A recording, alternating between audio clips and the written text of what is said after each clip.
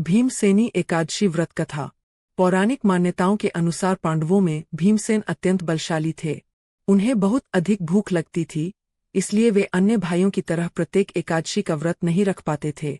इस बात से वे चिंतित रहते थे कि व्रत न करने के कारण उन्हें एकादशी का पुण्य प्राप्त नहीं होगा।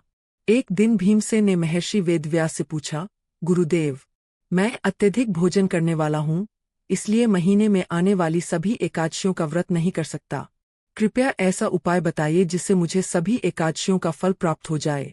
तब महर्षि वेदव्यास ने कहा, हे भीम, यदि तुम ज्येष्ठ शुक्ल पक्ष की निर्जला एकादशी का व्रत श्रद्धा और नियमपूर्वक कर लो, तो तुम्हें वर्ष भर की सभी एकादशियों का पुण्य प्राप्त होगा।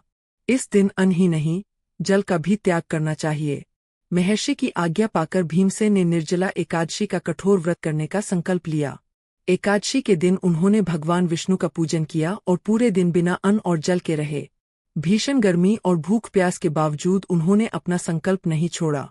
द्वादशी तिथि को विधिपूर्वक व्रत का पारण किया। उनकी भक्ति और दृढ़ निश्चय से भगवान विष्णु अत्यंत प्रसन्न हुए और उन्हें आशीर्वाद देते हुए कहा, जो भक्त श्रद्धा से इस निर्जला एकादशी का व्रत करेगा, उसे सभी एकादशियों के समान पुण्य प्राप्त होगा और अंत में मोक्ष की प्राप्ति होगी।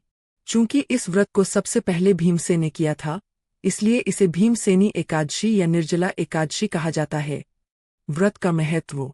सभी एकादशियों के बराबर पुण्य प्राप्त होता है। पापों का नाश होता है। भगवान विष्णु की विशेष कृपा प्राप्त होती है। सुख, समृद्धि और मोक्ष का मार्ग प्रशस्त होता है।